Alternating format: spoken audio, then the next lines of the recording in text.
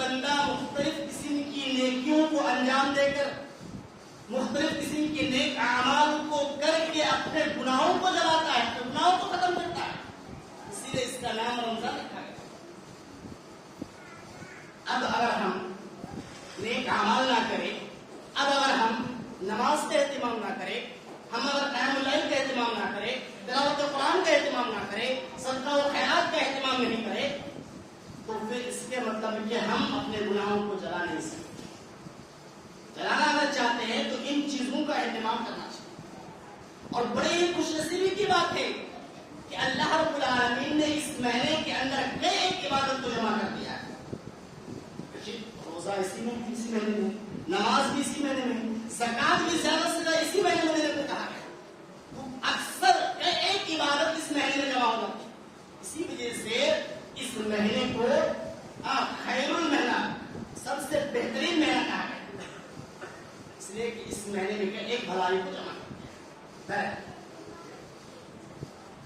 میں جو تیسری بات بتایا اسی پر میں آج آپ کے سامنے چند باتیں رکھوں گا، یعنی زکات کے سلسلے میں۔ زکات چونکہ رمضان کا زکات سے بہت گہرا تعلق ہے، اور عام طور سے لوگوں کے مائنڈ میں یہ چیز بیٹھی ہوئی ہے کہ اس مہینے میں زکات ادا کرنا چاہیے، حالانکہ ایسی بات نہیں ہے۔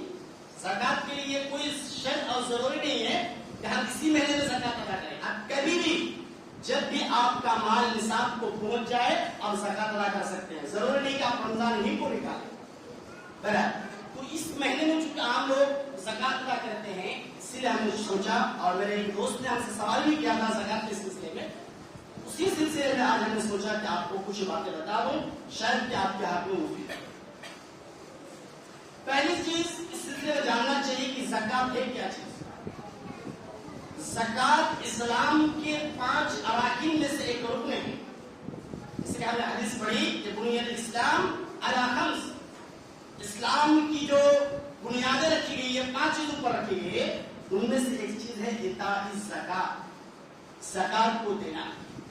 تو یہ اسلام کی جو 5 رکن ہیں ان 5 ارکان میں سے ایک رکن ہے، اس کے بہت سے فائدے ہیں۔ اگر ایک انسان زکات ادا کرتے ہیں اس کے بہت سے فائدے ہیں، اور اگر کوئی زکات نہیں دیتے ہیں، اپنے مال کی صدقہ نہیں نکالتے ہیں، تو ان کے بھی بہت سے منفی اثرات ظاہر ہیں۔ کیا فائدے ہیں؟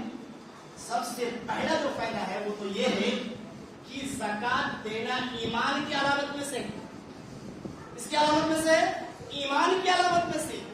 اگر ایک شخص